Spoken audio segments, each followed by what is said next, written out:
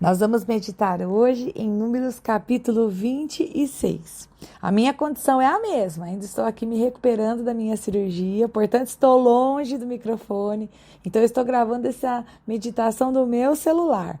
Vamos juntos, apesar do som não ser dos melhores? Tomara que sim. Bem, se você leu o capítulo, se você escutou a minha leitura, você sabe que o capítulo 26 ele é gigantesco. Ele tem ali em torno de 65 versículos, se eu não estou enganada. Deixa eu virar aqui a página para eu confirmar. Isso mesmo, 65 versículos. É gigante. E é um capítulo que vai falar do quê, pessoal? De censo. Vai falar da contagem do povo. Sim, o Senhor Deus pediu que Moisés e Eleazar, filho de Arão, aquele que havia tomado o lugar do sacerdote Arão, contassem o povo. Eles estavam onde? Nas campinas de Moabe. E essa contagem foi pedida pelo Senhor logo depois da praga mencionada lá no capítulo 25 acabar, porque Finéias defendeu a santidade do Senhor. Muito bem, Deus pediu então um censo. E com qual objetivo o Senhor pediu o censo? Bom, ele vai dizer no versículo 4 que o povo deveria ser contado de 20 anos para cima, e essa contagem era com a intenção de, primeiro, saber o número das pessoas que compunham cada tribo, o que havia mudado desde a primeira contagem. Deus sabia quantas pessoas tinham? Gente, Deus sabia os fios de cabelo da cabeça de cada um, mas sim, o povo precisava saber. Então Deus vai pedir que eles contem por tribos a quantidade de pessoas, e esse censo, além de saber quais eram aqueles que eram capazes de sair à guerra, tinha o objetivo também de saber como seria feita a divisão da terra, porque sim, eles iriam entrar na terra prometida. Essa terra seria distribuída por sorteio, ou seja, as maiores tribos ganhariam as maiores porções de terra, né? Pedaços diferentes seriam dados para cada tribo, e então essa contagem é pedida pelo Senhor. De maneira rápida, gente, porque eu estou agora explicando o conteúdo do capítulo para vocês. Deus vai agora, através de Moisés, contar para a gente quantos números tinha em cada uma das tribos. É possível ver qual tribo que aumentou, qual tribo que diminuiu, inclusive a tribo de Simeão, que a gente viu lá, né, a questão da desobediência no capítulo anterior, ela diminuiu drasticamente, foi uma diminuição bem grande. Mas também é um capítulo para levantar a história, gente, para trazer à memória algumas coisas. O versículo 10, por exemplo, vai mencionar a revolta de Corá. E vai dizer, inclusive, que os filhos de Corá não foram engolidos pela terra. Foram engolidos apenas Corá e os revoltosos, aqueles que se levantaram contra a autoridade de Moisés e de Arão. Também vai ser mencionado no versículo 19 o nome de duas pessoas, de Er e de Onã. Tanto Er quanto Onã morreram. Morreram porque foram desobedientes. Er morreu, ele foi corrupto, ele foi mal diante do Senhor, o Senhor realmente tirou a sua vida, e então Onã agiu de má fé, não querendo trazer descendência ao nome do irmão, e também ali recebeu o juízo.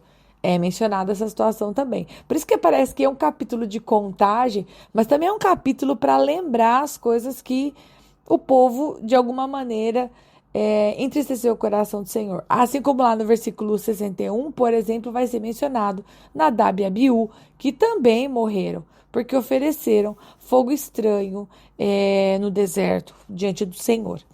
Nesse capítulo, além da contagem, também é mencionado no versículo 33, um homem chamado Zelofeade, e a palavra do Senhor faz questão de mencionar que ele só teve filhas e não filhos, por conta daquela questão da divisão da terra e da passagem da terra para os filhos. Então, isso também é importante, eu achei legal mencionar, porque quando eu estava ali, eu falei, olha só, né, enquanto estava escrevendo esse texto, foi legal eles mencionarem que depois, vamos dizer assim, foi mudada a maneira de dividir as terras, né, aquela coisa de, olha, as mulheres serão realmente aquelas que receberão a terra, mas elas têm que casar com pessoas da mesma tribo, provando que o Senhor foi construindo junto com o povo, claro que ele na sua soberania, né, gente?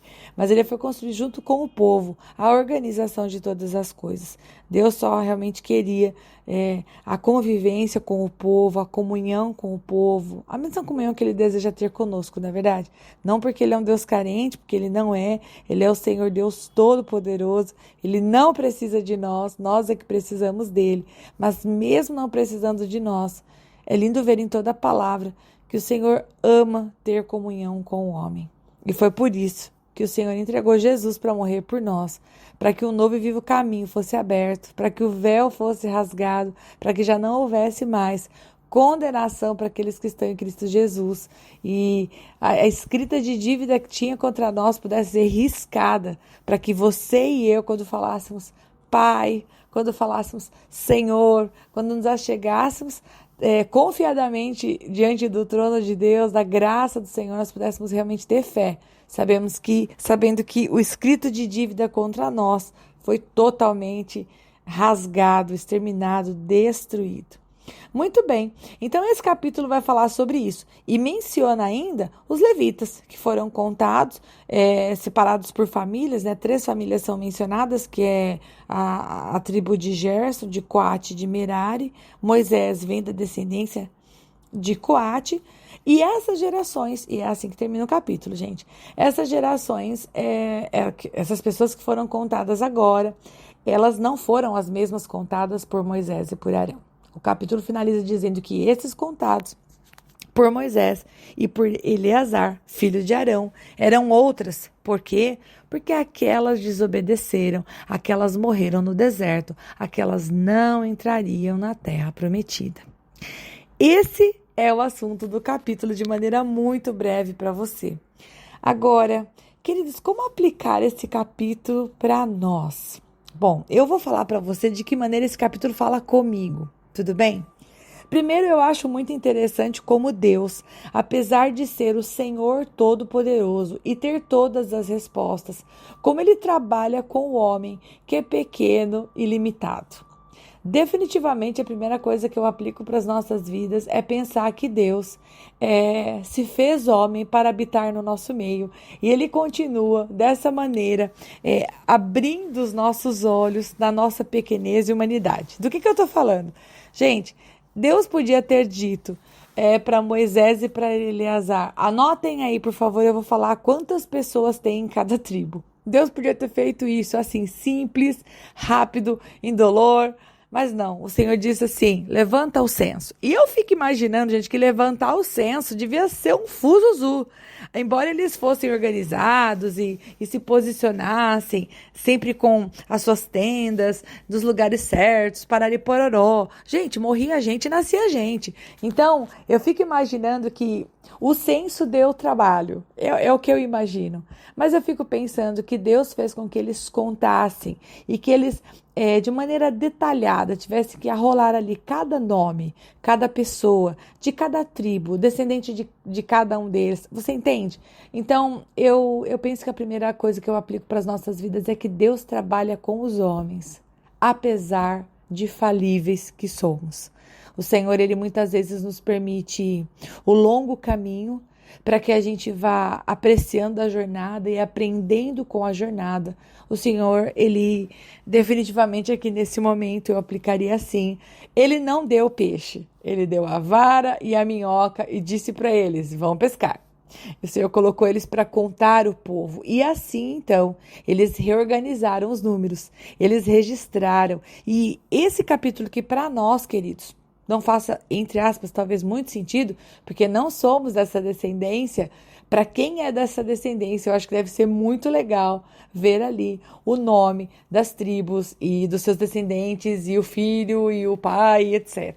Então, essa eu acho que é a primeira coisa que eu aplico para nós, para minha vida, principalmente nesse capítulo. A segunda coisa que eu gostaria de mencionar é exatamente o fato de que, por 3 vezes, o capítulo traz os erros do povo, situações que trouxeram juízo para o povo.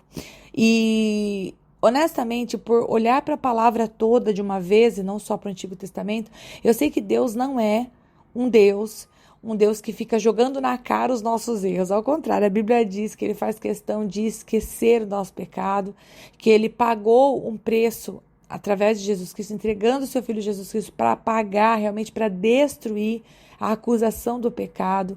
Mas trazer à memória, né, se recordar do passado, lembrar dos erros, muitas vezes tem a ver com a gente buscar não repetir os mesmos. Você está entendendo o que eu estou falando?